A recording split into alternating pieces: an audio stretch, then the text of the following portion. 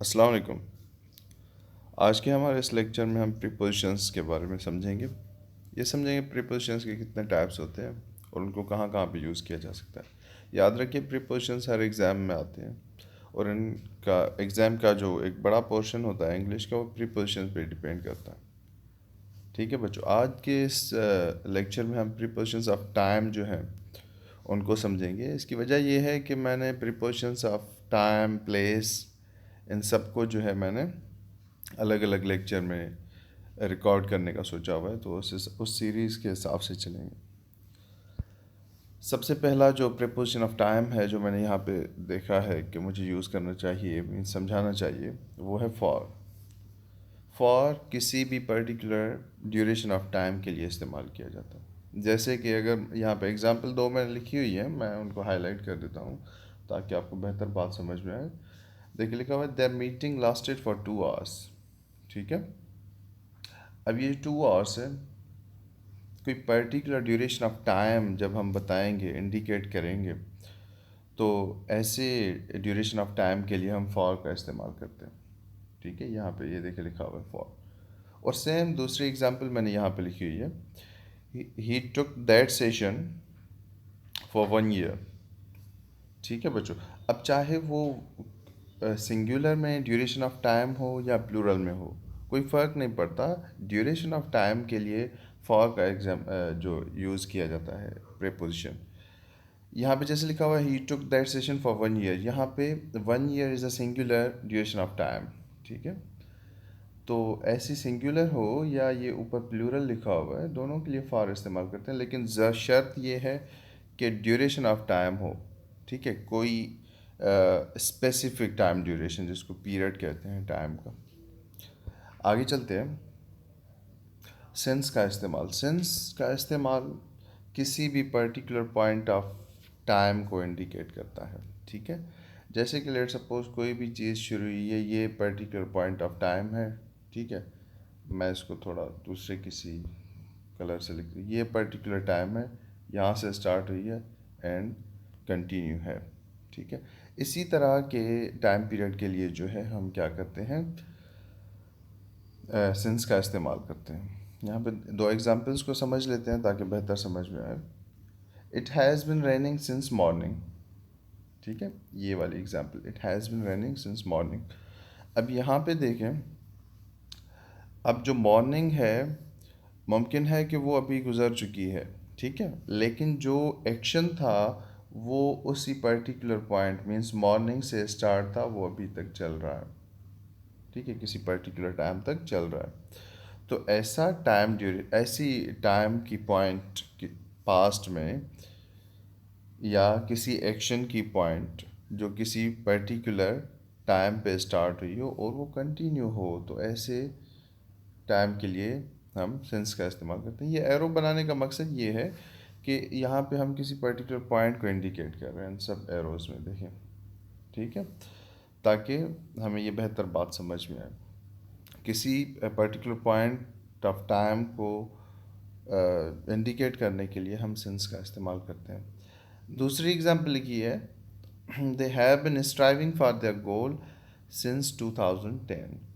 अच्छा, अब एक बात याद रखिएगा, वो टाइम चाहे छोटा हो या बड़ा, उससे हमें फ़र्क नहीं पड़ता, लेकिन टाइम की अगर पॉइंट बताई गई है, कोई एक जंक्चर ऑफ टाइम जिसे हम कहते हैं, ठीक है, वो बताया गया है, तो उसके लिए हम सिंस का इस्तेमाल करते हैं। अब चाहे ये बात सालों की हो, चाहे कुछ घंटों की हो, कुछ दिनों की हो, ठीक है, उनके लिए हम सिंस का इस्तेमाल कर सकते हैं। या इसको हम ऐसे भी लिख सकते हैं कि they have been striving for their goal since 1980s। ठीक है, इस तरह से भी कर सकते हैं, कितने भी साल आ जाएं, लेकिन अगर पॉइंट की बात आती है तो हम सिंस का इस्तेमाल करेंगे। आगे चलते हैं। ऑन ऑन के यहाँ पे दो यूजेज ही हैं, मैं हाईलाइट कर दूं पहले। सबसे पहला फॉर डेज ऑफ वीक। ठीक है, अगर आप किसी भी पर्टिकुलर डे का नाम मेंशन कर रहे हैं तो उसके लिए आप ऑन का इस्तेमाल करेंगे। जैसे यहाँ पे लिखी हुई है example, I will come to you on Monday. ठीक है, अब पर्टिकुलर नाम आ गया किसी भी डे का, तो उसके लिए हम ऑन का इस्तेमाल करेंगे। प्रीपोजिशंस हमेशा नाउन और प्रोनाउन से पहले लगती हैं, ये बात याद रखिएगा, ठीक है। और ये इन दोनों के बीच में मीन्स जो दो वर्ड्स के बीच में लग जाए तो उनके बीच में उनका कनेक्शन बताती है। इस चीज़ को भी हम किसी लेक्चर में समझ लेंगे। अच्छा, दूसरी एग्जांपल है यहाँ पे, they applied for the post of supervisor on Monday, ठीक है। अब कोई भी पर्टिकुलर टाइम डे आ गया वीक का, तो उसके लिए हम ऑन लगाएंगे। दूसरा डेट्स के लिए, he is getting married on 10th of April, ठीक है। अब यहाँ पे अगर कोई डेट लिखते हैं आप, डेट, तो उसके लिए आप ऑन का इस्तेमाल करेंगे, ठीक है बच्चों। आगे देखते हैं। उसके बाद है इन का इस्तेमाल। इन को यूज़ करते हैं हम या तो मंथ्स की बात हो, ईयर्स की बात हो, डिकेड्स की, सेंचुरीज़ की, या कोई लॉन्ग पीरियड्स हों, जैसे ओल्ड एज हो गए, जैसे डार्क एज हो गए, गोल्डन एज ऑफ इस्लाम हो गया जैसे हम कहते हैं, ठीक है। इस तरह के जो पीरियड्स होते हैं उनके लिए हम इनका इस्तेमाल करते हैं। एग्जांपल्स लिखी हुई हैं, उनसे बेहतर समझ में आएगा। एग्जांपल नंबर 1 है, they will come back in मार्च। अब महीनों की बात है, ठीक है, तो उसके लिए भी हम इनका इस्तेमाल करते हैं। और सेम इसी तरह से अगर सालों की बात हो तब भी आप इनका इस्तेमाल करेंगे। ही completed his degree in 4 years, he completed his work in 2 hours, ठीक है। 2 hours के लिए या आवर्स के लिए भी आप यूज़ कर सकते हैं। और दूसरा है जो एग्ज़ाम्पल लिखी हुई है सेंचुरीज़ के लिए, दे इन्वेडेड एशिया इन 8th century। अब यहाँ पे जो सेंचुरीज़ की भी बात आएगी तो उसमें हम क्या करेंगे, इनका इस्तेमाल करेंगे। अगर कोई बहुत ही लॉन्ग पीरियड है, जैसे हम बोलते हैं कि इन इन डार्क एज, या बोलते हैं इन गोल्डन एज ऑफ इस्लाम, तो इस तरह के जो टाइम पीरियड्स भी हम बताते हैं ना, उनमें भी इनका इस्तेमाल करते हैं। दूसरा, किसी फ्यूचर टाइम की बात कर रहे हैं या पास्ट टाइम की बात कर रहे हैं तो उनके लिए भी हम इनका इस्तेमाल करते हैं। और दूसरा, प्रेजेंट के लिए भी इनका इस्तेमाल करते हैं। वो मैंने यहाँ पे नहीं लिखा क्योंकि बाज़ औक़ात हम प्रेजेंट के लिए इनका इस्तेमाल नहीं कर सकते, ठीक है, क्योंकि उनके लिए कुछ पर्टिकुलर वर्ड्स बने होते हैं, तो उनको हम यूज़ करके इनका इस्तेमाल ख़त्म कर सकते हैं वहाँ। इस वजह से प्रेजेंट नहीं लिखा मैंने। उसके बाद है एट।